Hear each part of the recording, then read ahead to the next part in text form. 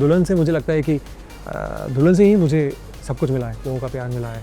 Luckily अब तक जितने किरदार रहे हैं बहुत अमेजिंग रहे हैं और बहुत मज़ा किया मैंने हर एक किरदार के साथ। टेलीविज़न मुझे बहुत ज़्यादा पसंद है, लेकिन फॉर्चुनेटली अनफॉर्चुनेटली OTT में मुझे वो कैरेक्टर्स मिल रहे हैं। लोग कहते हैं नेपोटिज्म ये वो, देखिए सब कहने की बातें हैं, क्योंकि आप अपने आप को बड़े पर्दे पर देखना चाहते हैं। जो लोग नहीं देखना चाहते वो झूठ कहते हैं। सबसे बड़ा चैलेंज एज अ आर्टिस्ट क्या मानते हैं आप? सही किरदार को पहचानने की क्षमता, कि आप क्या करना चाहते हैं और उसमें घुसने की क्षमता। मेरे ड्रीम जो डायरेक्टर हैं वो हैं संजय सर, संजय लीला भंसाली। उनके आसपास कुछ भी करने का मौका मिले वो मेरा ड्रीम रोल होगा। कब फैमिली प्लानिंग कर रहे हो शरद? फैमिली प्लानिंग देखिए ऐसा है, फैमिली प्लानिंग के लिए थोड़ा समय होना चाहिए, बट यस हम जब भी बीच में समय हुआ, आई थिंक पेरेंट्स भी समझते हैं कि अपनी लाइफ है, हाँ, बट हर चीज़ समय से हो तो अच्छी बात है, तो बहुत बहुत ज़रूरी है। जब आप जीवन में बहुत खुश होते हैं ना, तो लोगों को आपकी खुशी जो है वो रास नहीं आती है। मैंने एक और चीज़ सीखी है कि लिव इन द मोमेंट, ये मेरे लिए ज़िंदगी है। अगले मोमेंट में क्या होगा नहीं पता, but yes live each moment, live every moment and live it to the fullest.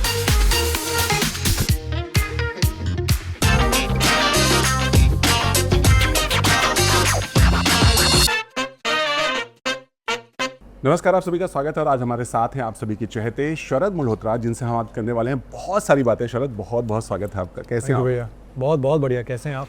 जी मैं बहुत अच्छा हूँ। चलिए शुरुआत करते हैं जी। स्मॉल स्क्रीन से हटके थोड़ा आप अलग OTT जोन में थोड़ा ज़्यादा ध्यान दे रहे हैं, क्या वजह है शरद? बस वजह यही है कि टेलीविज़न में कुछ इंटरेस्टिंग हो, एक्साइटिंग हो, तो मैं डेफिनेटली वो करूं, क्योंकि टेलीविज़न मेरा पहला प्यार है। और इतने अच्छे किरदार टेलीविज़न पे निभाने के बाद, करने के बाद, कुछ भी कम सेटल होने में मज़ा नहीं आ रहा है। मैं चाहता हूँ उससे कुछ हो, बढ़कर हो, बेटर हो, जो रिपीटिशन ना हो यार। हाँ, मतलब रेपिटेशन के साथ साथ कुछ चैलेंजिंग हो, कुछ जो आपको कंफर्ट जोन के बाहर लेकर जाए, ऐसा मैं कुछ करना चाहता हूँ। तो बस वेट कर रहा हूँ, कोई टेलीविज़न, कोई भी अगर मेकर हो, कुछ भी हो, कुछ अच्छा हो, इंटरेस्टिंग हो, जहाँ पे मुझे लगे कि बहुत ज़्यादा मेहनत करनी हो, तो मैं आज भी करना चाहता हूँ। टेलीविज़न मुझे बहुत ज़्यादा पसंद है, लेकिन फॉर्चुनेटली अनफॉर्चुनेटली OTT में मुझे वो कैरेक्टर्स मिल रहे हैं, वो किरदार मिल रहे हैं जो नॉर्मल नहीं हो, थोड़ा हट के हों, और जिनके लिए बहुत प्रिपरेशन चाहिए। अपने जो एक कहूँ मैं कंफर्टेबल स्पेस से बाहर निकल के थोड़ी सोचने की और क्षमता बढ़ाना चाहिए। डिफरेंट हो, वेरिएशन हो उसमें, वो मुझे करने का मौका मिल रहा है, इसलिए मैं OTT कर रहा हूँ। और तो कोई खास रीज़न नहीं है। कल मुझे अगर कोई टेलीविज़न का फ़ोन आता भी है, कोई किसी मेकर का, तो मैं definitely I would love to do television. या मैंने इसलिए सवाल किया क्योंकि फैंस आपके बहुत वेट करते हैं हमेशा आपको, बहुत कंप्लेन कर रहे हैं, यार DM भी करते हैं, तो वो गुस्सा हो जाते हैं कई बार, क्यों नहीं कर रहे हैं आप? मुझे कई उस दिन DM आया किसी का, अरे कोई बात होती है क्या? हाँ, समझते हैं अपने आप को आप? तो मैंने कहा यार ये मतलब, तो देखिए ये मुझे पहले तो लगता था कि यार ये कैसे बात कर रहे हैं, अब समझ में आता है ये इनका प्यार है, कि आप तो सोचते नहीं हमारे बारे में, आपसे बोलते रहते हैं, बस कुछ करने वाले हैं नहीं आप। तो आई फील, आपने तो मुझे शुरू से देखा ही है कि जब भी कुछ नया एक करने का मौका मिलता है, तो मैं चाहता हूँ कि इसको बखूबी से निभाया जाए, और ऐसा निभाएं कि सामने वाला उसे याद रखे और इन्जॉय करे। तो लकीली अब तक जितने किरदार रहे हैं बहुत अमेजिंग रहे हैं और बहुत मज़ा किया मैंने हर एक किरदार के साथ। कहीं ना कहीं एक म्यूचुअल एडमिरेशन है, रिस्पेक्ट होती है, तो आई थिंक डेफिनेटली वो समझते हैं और उसे हम फिर एक अलग तरीके से शूट करते हैं। वो मेकर का विजन है, कितने एस्थेटिकली आप उसे दिखाएं और कितने अच्छी तरह प्रोजेक्ट करें। तो आई थिंक कहीं ना कहीं मेरे भी कुछ दायरे हैं दिमाग में कि बस इतना ही मैं प्रोजेक्ट कर पाऊँगा, और लकीली अब तक तो लोगों ने बहुत अच्छी से कहीं ना कहीं उस बात की रिस्पेक्ट भी की है, और चाहे वो गलत ले लीजिए। और रॉकेट रील्स है, नया एक ऐप है, एक नया दौर है, एक नया फॉर्मेट है। तो आज के यूथ को ध्यान में रखते हुए, आज के यूथ को ही ध्यान में रखते हुए, आज के जेनजी को ध्यान में रखते हुए, आज के जो अटेंशन स्पैन है आपका, मेरा, हम सब का बहुत कम हो गया है, तो फ़ोन पे ही हम अपनी ज़िंदगी जो है बिता रहे हैं।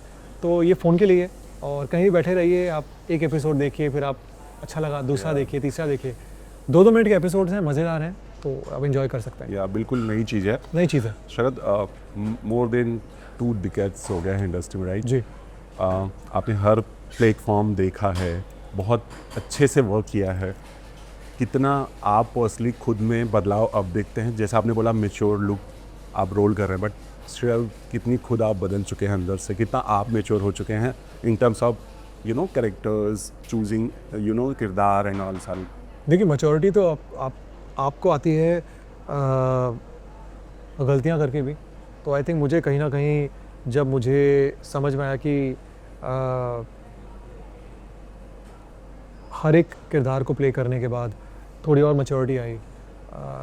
तो पिछले 18-19 सालों में मुझे थोड़ा इतना समझ में आया कि लोगों को एंटरटेनमेंट चाहिए, ठीक है। अब चाहे वो बोल्ड हो, चाहे वो ड्रामा हो, थ्रिल हो, एक्शन हो, कॉमेडी हो, लोग एंटरटेन होना चाहते हैं। और ये मैच्योरिटी आई है कि पहले हम सोचते थे नहीं यार जो कर रहे हैं वही सही है। वो सही भी था, वो दौर अलग था, अब दौर अलग है। अब दौर है कि लोग भाग रहे हैं, लोग रुकने का टाइम नहीं किसी के पास। ऑप्शन है उनके पास, ऑप्शन बहुत ज़्यादा है, वैरायटी बहुत ज़्यादा है, ओटीटी है, फिल्म्स है, टीवी है। तो ऐसा कुछ हो जो आपको नज़र में आए और आपने कहा अरे ये अच्छा लगा यार, इसे देखते हैं। तो वो हल्का एक शॉक वैल्यू जो है, जिसे मैं हमेशा कहता हूँ, वो बहुत ज़रूरी है। तो लोगों का ध्यान जो है अट्रैक्ट करना बहुत ज़रूरी है कि आप कैसे मैं आपका ध्यान लेकर आऊँ कि नहीं यार ये थोड़ा अलग लग रहा है यार, ये तो शायद मैंने कभी देखा नहीं है, तो आप देखना स्टार्ट करते हैं। तो अब मैं उस पर ध्यान दे रहा हूँ। या तो बिल्कुल सही बात है, क्योंकि थोड़ा लीग से हटकर काम करना ही एक्टर का सबसे बेस्ट परफॉर्मेंस देगा। मतलब एक्टर है तो करेगा ही, Yeah. अब वो 9 to 5 जॉब तो नहीं है। या तो एवरीडे मौका मिलता है डिफरेंट कैरेक्टर प्ले करने का, तो आई थिंक मज़ा भी आता है उसमें। या शरद, आपको हम थोड़ा आपके उस दौर में ले जाना चाहते हैं जब आप पीछे पलट के जाना चाहते, जब आप पढ़ाई करते थे जी जब आपको नहीं पता था कि आपको एक्टिंग करना है या फिर आपको क्या करना था, जी। कैसे एक्टिंग का कीड़ा घुसा था, किसने आपको इंस्पायर किया था और कैसे आप इस फील्ड में आए, थोड़ा बताइए। देखिए मैं मिडिल क्लास पंजाबी कलकत्ते का एकदम बेटा और पला बड़ा सेंट जेवियर से मेरी स्कूलिंग हुई, कॉलेज हुआ। उसके बाद पता नहीं, मतलब टीवी का कभी शौक़ नहीं था, बचपन में कभी टीवी देखा नहीं, ना ही फिल्में देखी। लेकिन एक जी का एक आया था टैलेंट हंट, जो पता नहीं जी सिने स्टार्स, वो पता नहीं किसी ने मुझे कहा उस वक्त कि यार बिल्कुल भी शौक़ नहीं था, मैं बताऊँ आपको। और किसी ने कहा करूँ यार, तो मैं कर लेते हैं। तो बिना कोई ट्रेनिंग के स्टेज पे चढ़ा दिया किसी ने। और बहुत अच्छा सवाल मुझे अब याद आया कि एक शाहरुख सर का गाना था, मेरे महबूब मेरे सनम, डुप्लीकेट का। तो कुछ 400-500 की जनता बैठी हुई थी और मुझे स्टेज पे चढ़ा दिया। उन्होंने कहा कि यार इसी पे परफॉर्म डांस करो। तो मैंने कहा डांस करो नहीं, परफॉर्म करो। तो मैंने कहा अच्छा, तो मैंने कुछ कर दिया। अब शाहरुख सर के हम हमेशा बचपन से ही फ़ैन थे, तो मैंने कहा अच्छा कर दिया। और फिर उसके बाद वो हंसी मजाक में मैं जीत भी गया। फिर वो ईस्टर्न जोन जो था वो जीता, फिर मुंबई आए। उसके बाद कुछ 80-85 लोग कुछ टोटल कुल मिला के ऑल ओवर इंडिया आए थे। तो एक सफ़र स्टार्ट हुआ, एक जर्नी स्टार्ट हुई। फिर समझ में आ रही ये तो एक्टिंग है भाई, इसके तो पैसे मिलेंगे। तो मैंने कहा अच्छा, तो थोड़ी मेहनत करनी पड़ेगी। तो फिर मैंने प्रॉपर एक ट्रेनिंग की मैंने। फिर मैं पढ़ने के लिए यूएस चला गया, फिल्म स्टडीज़ की मैंने न्यूयॉर्क फिल्म अकेडमी में 1 साल के लिए। फिर वापस फॉर एक्टिंग एक्टिंग भी, और प्लस मैंने थोड़ी बहुत एडिटिंग की वगैरह की मैंने, पोस्ट प्रोडक्शन की थोड़ी बहुत की मैंने, थोड़ी लिखने की भी की मैंने, but mainly it was acting only. और वो करने के बाद फिर मैं वापस आया, तो फिर महाराणा प्रताप किया मैंने, फिर कसम किया, नागिन किया। फिर और चीज़ें समझ में आई कि एक्टिंग बोली कोई चीज़ होती नहीं है। Acting is all reacting. आप जो बोल रहे हैं मैं अब रिएक्ट कर रहा हूँ, मैं जो बोल रहा हूँ आप रिएक्ट कर रहा हूँ। तो यही है बस। अब जब कैमरा ऑन होता है तो हमारे हाव भाव थोड़े चेंज हो जाते हैं, थोड़ा जो है बालों पे हाथ यूँ चले जाता है, थोड़ा ऐसे बैठ जाते हैं, थोड़ा स्माइल आ जाती है, थोड़ी वो स्वैग आ जाता है। बट एक्टिंग तो मुझे लगता है, जो मुझे समझ में आया कि इट्स अब जो एक्टिंग है जो बहुत रियल है। अब तो लोग कहते हैं भाई एक्टिंग मत ही करो यार, जैसे हो वैसे ही रहो, वैसे नेचुरल। हाँ, अनलेस कोई कैरेक्टर डिमांड करे जो आपको पर्टिकुलर वे में बिहेव करना है। नहीं तो आई थिंक आजकल तो नेचुरल का ही ज़माना है, लोग वो पसंद नहीं करते हैं कहीं ना कहीं। आपको याद है आपका पहला ऑडिशन, पहला शॉट और पहला कैमरा फेस में क्या हुआ था? कैसे डगमगाया था या फिर जैसा आपने बोला बिल्कुल नेचुरल हो गया था? नहीं, अरे पहला ऑडिशन था मेरा, मुझे याद है 8 7 या 8 जनवरी बालाजी हाउस में एकता मैम का शो था और मैं उसके लिए मुझे बुलाया था और मैं पहली बार बहुत सज बज के गया था एकदम। अब जो होता है ना एकदम हीरो बन के एकदम जेल वेल लगा के और नए कपड़े खरीदे मैंने, सब कुछ ठीक था। जब अंदर घुसा तो कुछ ज़्यादा नहीं, कुछ 200-250 लोगों की लाइन थी जो मैंने देखा। वहीं देखकर मैंने कहा अरे भाई ये तो मतलब अलग ही खेल है। फिर अंदर गया, फिर ज़्यादा नहीं उन्होंने कुछ मुझे 12-13 लाइनें दी होंगी और वो तो ठीक थी और मैंने कुछ उन 2-4 लाइनों के मैंने कुछ 30-35 टेक दिए होंगे तो समझ में आया कि भाई ये तो बहुत अलग ही खेल है पूरा। तो बहुत डिफरेंट एक्सपीरियंस रहा। उसके बाद मैं कहा कि बहुत मायूस हुआ, मैंने कहा यार कुछ और करना पड़ेगा, लगता है कि एक्टिंग तो बस की नहीं है अपनी, नहीं हो पाएगा। फिर पता नहीं ऑडिशन देते देते बहुत ऑडिशन दिए, 1 साल 1.5 साल 2 साल, फिर बहुत घूमे। अपनी स्ट्रगल थी, वो एक्सपीरियंस था, ट्रेन में बसेज में यहाँ वहाँ, कभी फेमस स्टूडियो भाग रहे हैं, कभी महालक्ष्मी, कभी जैसे होता है सबका। फिर उसके बाद एक शो आया बनूं मैं तेरी दुल्हन, जिसने आई थिंक जीवन को पूरा ही बदला, 360 पूरी चेंज में पहचान दिलाई। हाँ 360 डिग्रीज पूरी चेंज आया। उसके बाद एक जो किरदार था सागर प्रताप सिंह का और सागर और विद्या की जो केमिस्ट्री थी और बहुत चीज़ें चेंज हो गई, इसके बाद पूरी लाइफ चेंज हो गई। और फिर समझ में आया कि नहीं यार एक्टिंग से बेटर और कुछ नहीं है। तो अब तो ऐसा है कि मतलब अब जहाँ हम किताबें पढ़ते हैं एक्टिंग की, अब इतने साल हो गए, अब जो एक्टिंग है वो बहुत अलग है, तब की एक्टिंग अलग थी। तो वही जैसे आपने कहा मैच्योरिटी समझ में आती है, कैरेक्टर्स के लिए क्या चाहिए आपको, कितना चाहिए नहीं चाहिए, बस आई थिंक वो तो वक्त से ही आता है आपके। बट आपने जैसा कहा कि आपने स्टडी करके इस फील्ड में आए, बट आज का दौर अलग है। आजकल सोशल मीडिया स्टार भी वो एक्टिंग की फील्ड में आते हैं, आपको भी पता होगा जी। और जैसा आपने बोला सागर, वो किरदार आज भी बड़ा ही लोगों को दिलों में प्यारा है और आई एम श्योर वो बहुत चैलेंजिंग रहा आपके लिए, क्योंकि वो ऐसा किरदार था कि हर कोई उस किरदार को जी नहीं सकता था, क्योंकि बहुत बड़ा चैलेंज था। तो कुछ बताना चाहेंगे, कुछ शेयर करना चाहेंगे क्या? बिल्कुल, आई थिंक वो किरदार तो मैं कहता हूँ कि श्याम जी और नीलिमा जी जो हमारे प्रोड्यूसर्स थे, मैं पूरा जो है ग्रेटिट्यूड उनको है। और मेरे डायरेक्टर जो हैं पार्थो मित्रा, जिन्होंने शुरुआत की दुल्हन की, बिल्कुल भी पता नहीं था कि कैसे किरदार को प्ले करें। पहला शो बहुत नर्वस और वेरी चैलेंजिंग, बहुत गालियाँ खाई शुरू में, बहुत ज़्यादा। फिर लगा कि अगर एक बार की छोड़ दे, भाग चलते हैं यहाँ से। फिर मुझे लगा कि भाग चल के वापस गए घर तो बहुत मार पड़ेगी, वहाँ भी मार पड़ेगा। तो मैंने कहा नहीं चलो गालियाँ खा लेते हैं। और वो गालियाँ भी कहीं ना कहीं मुझे लगता है कि बहुत ज़रूरी थी मेरे लिए। आशीर्वाद। बिल्कुल, आई थिंक हमारे डायरेक्टर जो थे, इतने सीनियर डायरेक्टर, हमारे प्रोड्यूसर्स, कास्ट ले लीजिए आप, सब कुछ का एक जो तालमेल बैठा। और उसके बाद फिर मैंने सोचा कि नहीं यार, अब तो लगता है कि कुछ अलग करना ही पड़ेगा। फिर मैं बहुत ज़्यादा मेहनत की उस पर और देखते देखते फिर चीज़ें बनती गई, कारवा बनता चला गया, लोग जुड़ते चले गए। और आई थिंक दुल्हन, फिर उसके बाद जो दुल्हन बना, किसी ने सोचा नहीं था कि दुल्हन, अभी मुझे किसी ने पूछा कि अगर दुल्हन का सीज़न 2 आए, तो मैंने कहा नहीं, मैं सीज़न 2 में इंटरेस्टेड नहीं हूँ, क्योंकि वो दुल्हन इतना अमेजिंग बन गया था, किसी ने सोचा नहीं था, इतना कमाल का बन गया कि सिर्फ छेड़ने में डर लगता है कि कहीं ऊंचा नीचे कुछ हो जाए या कुछ कम हो जाए तो लोगों का रिएक्शन क्या होगा। और अभी की जो जनता है बहुत अलग है, इट्स वेरी नॉन फॉरगिविंग। पहले की जो थी, चलो ठीक है आपने गलती की, आप निकल गए, बट अभी की जो हमारी ऑडियंस है, दैट इज़ बहुत स्क्रूटनी करती है आपकी, तो you have to be very very good. और तो अभी मुझे लगता है, मैंने वही कहा, मैंने कहा जैसी थी वैसी है, कुछ और इंटरेस्टिंग है तो डेफिनेटली करेंगे। बट दुल्हन था, दुल्हन से मुझे लगता है कि दुल्हन से ही मुझे सब कुछ मिला है, लोगों का प्यार मिला है, पहला कॉन्फिडेंस जो मिला दुल्हन से ही मिला। अगर वो नहीं होता तो फिर आज मैं शायद आपके बैठा नहीं होता, आप मेरे साथ नहीं बैठे होते। और हम दोनों साथ भी थे दुल्हन के समय भी। बिल्कुल, आई थिंक हमारी शुरुआत साथ में हुई। मुझे याद है कि सबसे पहले आपसे मुलाकात जो हुई, तो मैं जब भी आपको देखता हूँ तो मुझे एकदम इमीडिएटली मैं 18 साल पहले चले जाता हूँ। मैंने कहा अरे यार, या तो ना आप एज हुए ना मैं हुआ, एज कौन हुआ है। वो दौर ऐसा था कि सबके दिलों बहुत प्यारा था। इतने अच्छे अच्छे किरदार आपने निभाए हैं और इतने साल भी आपने इंडस्ट्री को दिया है जी। बी आर्टिस्ट, अगर आपसे हम जानना चाहें, सबसे बड़ा चैलेंज आपकी पर्सनल लाइफ से, मतलब सबसे बड़ा चैलेंज एज अ आर्टिस्ट क्या मानते हैं आप?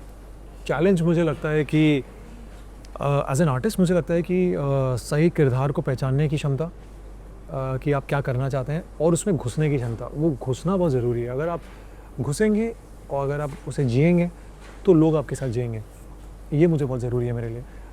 तो एक बार अगर आप घुस गए, अगर आपने जी लिया, फिर मेरे लिए सबसे इम्पोर्टेंट होता है निकलना कैसे बाहर है।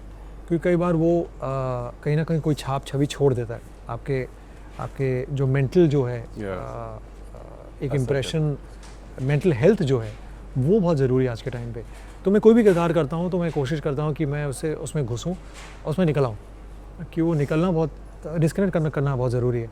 जैसे मुझे याद है कि सागर के टाइम पे ही, सागर प्रताप सिंह, कुछ वक्त जब शो ख़त्म हुआ तो मैं उसी जोन में था, उसी हल्के से एक मेंटली जो आप कह सकते हैं जो बॉडी जो लैंग्वेज है, मैनरिज्म्स हैं, बात करने का तरीका, कुछ हफ्तों तक वैसे ही रहा। तो मुझे अपने आप को डिस्कनेक्ट करके मुझे बाहर जाना के पढ़ाई करनी पड़ी, क्योंकि मुझे निकलना था वहाँ से बाहर। और मैं तुरंत भाग गया यहाँ से, मैंने कहा बस हो गया। फिर मैं जब वापस आया तो मैंने मैंने किया महाराणा प्रताप। महाराणा के ख़त्म होने के बाद कुछ हफ्तों तक मेरी चलने का तरीका, बोलने का तरीका मेरा वैसे ही हो गया था। जो मुझे कुछ लोगों ने कहा कि तुम कैसे खड़े हो रहे हो भाई, तुम्हारा हाथ ऐसे ही है अभी भी। तो मुझे फिर लगा कि यार कुछ सही नहीं है। तो फिर मैंने एक हल्की थेरेपी की अपने आप को नॉर्मल करने के लिए।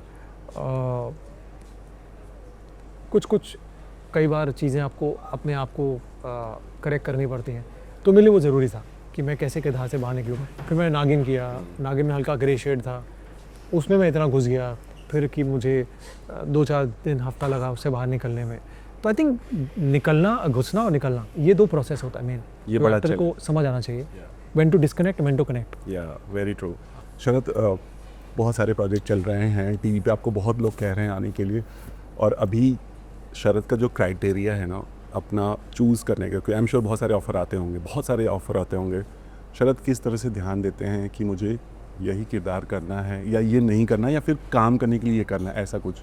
नहीं भैया, पता है क्या रीज़न, एक सबसे इम्पोर्टेंट मैं देखता हूँ कि मेकर कौन है, कंटेंट मेकर, और उसे बैक कौन कर रहा है। प्रोडक्शन हाउस बहुत ज़रूरी है। 3 चीज़ें होती हैं, सबसे इम्पोर्टेंट मेकर होता है, फिर कहानी क्या है, कैरेक्टर क्या है, और फिर कौन उसको सपोर्ट कर रहा है। तो ये 3 चीज़ें होती हैं मेनली। कई बार एक चीज़ सही हो, 2 चीज़ें सही नहीं होती, कई बार 2 चीज़ें सही हो, 1 चीज़ सही नहीं होती, कई बार उनकी तरफ से मैं सही नहीं बैठता हूँ। तो बहुत सारी चीज़ें होती हैं, बहुत सारे फैक्टर्स होते हैं, कॉम्बिनेशन होता है। लेकिन यस, आई थिंक मैं चाहूँगा कि कुछ, जैसे मैंने आपसे पहले भी कहा, कि कुछ इंटरेस्टिंग हो, समथिंग डिफरेंट टेलीविजन में, जो आपको भी टेलीविजन में जैसे मैंने अब तक जितने भी किरदार किए हैं बहुत अलग रहे हैं लकीली। और मैं चाहता हूँ आगे जो भी अगर कभी टेलीविज़न करूँ तो अलग हो। सेम मुझे करना भी नहीं, आई थिंक सेम लोग देखना भी नहीं चाहेंगे। तो अभी के लिए तो फ़िलहाल आई थिंक OTT है जो मेरे काफ़ी शोज़ जो हैं अभी शायद लोग देखेंगे जो रिलीज़ होने वाले हैं। But apart from this I think जीवन बहुत अच्छे तरह से चल रहा है, और पर्सनल लाइफ बहुत अच्छी है। इससे पहले क्या पूछे मुझसे? हम पूछेंगे अभी लेकिन हम ये जानना चाहते, जैसे आपने बोला कि OTT एंड सब बहुत अच्छा चल रहा है, बहुत सारे एक्टर ऐसा मानते हैं कि वो टीवी से जाने के बाद OTT एंड ऑल फिल्में इसलिए टीवी पर नहीं देखते कि शायद ऐसा कहा जाता है कि ये टीवी वाले हैं, इसलिए शायद ऐसा कभी नहीं। अब वो टीवी वाले हैं, वो आई थिंक वो ख़त्म हो चुका है। आई थिंक वो भेदभाव अब ज़्यादा नहीं रहा। आई थिंक टीवी से सबसे बड़े जो मैं कह सकता हूँ कि जो एक्सपोर्ट रहे, वो आई थिंक सुशांत थे। आई थिंक सुशांत ने जो प्रूफ किया, आई थिंक उस वक्त हम सबके लिए कहीं ना कहीं एक हम सबकी आंखें खोली कि वाओ, अगर if he can do, we can also do, anybody can do. तो अब जो विंडो जो है वो खुला है, और विंडो के थ्रू बहुत लोग जा रहे हैं। मुझे लगा बहुत जल्दी दरवाज़ा भी खुलने वाला है कि बहुत लोग जो टैलेंटेड हैं और डिज़र्व करते हैं, कहते हैं वो जाना चाहिए। और लोग कहते हैं नेपोटिज्म, ये वो, ये सब कहने की बातें हैं। मेरा जो टैलेंट ही गुण होगा, जाहिर सी बात है मैं चाहूँगा वो एक्टर बने। अगर उसे कुछ और बनना वो अलग बात है, बट ऑब्वियसली मैं चाहूँगा उसे मैं सपोर्ट करूँगा ही। तो ये बातें होती हैं, बहुत बेकार की बातें होती हैं। आई थिंक चाहे वो बॉलीवुड तो मैं कहता हूँ कि जो सिनेमा है हमारी, जो इंडस्ट्री है, फिल्म इंडस्ट्री, अगर वहाँ मौका मिलता है किसी को, किसी भी एक्टर को, वो करना चाहेगा, क्योंकि आप अपने आप को बड़े पर्दे पर देखना चाहते हैं। जो लोग नहीं देखना चाहते हैं वो झूठ कहते हैं। हम आए हैं बचपन से ही देख कर यार, बच्चन साहब को और शाहरुख सर को, तो बट फॉर्चुनेटली टीवी में इतना प्यार मिला, कितने साल निकल गए कि पता नहीं लगा। अब जब लग रहा है कि नहीं यार टीवी कर लिया, बहुत बहुत मज़ा आया, आगे भी करेंगे, लेकिन अब OTT करने का बहुत मन कर रहा है। कल अगर मन किया फिल्मों पे आने का या कुछ फिल्म करने का तो डेफिनेटली व्हाई नॉट। ओके, अपने आप को रिस्ट्रिक्ट नहीं करना या एग्जैक्टली। पर्सनल लाइफ की बात की, शायद बहुत बीच में बज़ हो गया था, बहुत सारी चीज़ें बात हो गई थी कि ज़माना हो गया वो। हाँ, मतलब बहुत सारी बातें हो गई थी। जी, क्यों ऐसा होता है, क्या लगता है, कौन ये फैलाता है रूमर्स? मैं अभी हमारी बातें चल रही थी कि जब आप जीवन में बहुत खुश होते हैं ना, तो लोगों को आपकी खुशी जो है वो रास नहीं आती है। एग्जैक्टली। अब टांग चाहे खींचने की वो कोशिश। चाहे वो आप हो, मैं हो, कोई भी हो, चाहे वो ऑडियंस में कोई भी हो, I think if you are happy, people don't like seeing you happy. उन्हें कहीं ना कहीं लगता है अरे आप कैसे खुश हैं, मैं तो खुश नहीं हूँ। तो अब समझ में आया है कि ये उनकी प्रॉब्लम है, और आई थिंक बहुत नॉर्मल है, because as an actor I think आपकी ज़िंदगी हमेशा स्क्रूटिनी में रहती है, पर्सनल लाइफ हो, प्रोफेशनल लाइफ हो, और जब तक आप खुश हैं, आप सेटिस्फाइड हैं, मुझे लगता नहीं कुछ और मायने रखता है। और यही हम जब पहले बात कर रहे थे कि मैच्योरिटी, तो मैच्योरिटी ओवर द ईयर्स आती है, मैच्योरिटी सीख के आती है, ठोकरें खा के आती है, लेकिन मैच्योरिटी आती तो ज़रूर है। तो अब जब भी हम लोग बैठते हैं और कभी बातें उठती हैं तो हम बहुत हंसते हैं, और हम कहते हैं भाई तुम बहुत टाइम है तुम्हारे पास जीवन में कि तुम मेरे बारे में लिख भी रहे हो और बोल भी रहे हो, और मैं बहुत खुश हूँ।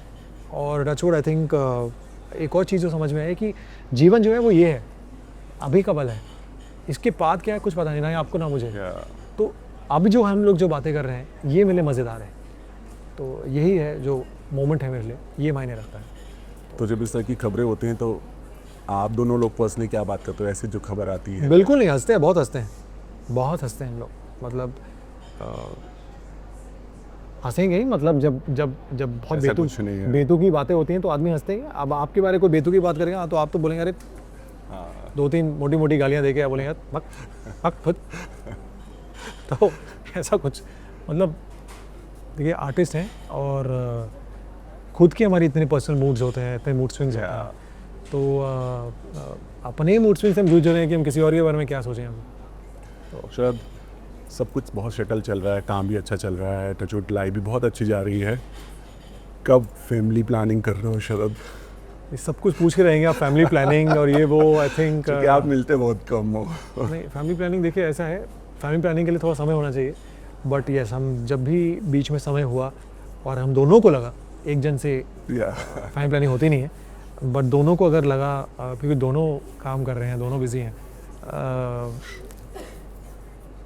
अब वक्त हो गया है और इट्स हाई टाइम, तो डेफिनेटली हाई बातें होती हैं हमारी, बट चूँकि दोनों बिजी हैं अभी काम में, बट उसके लिए वक्त निकालना ज़रूरी है।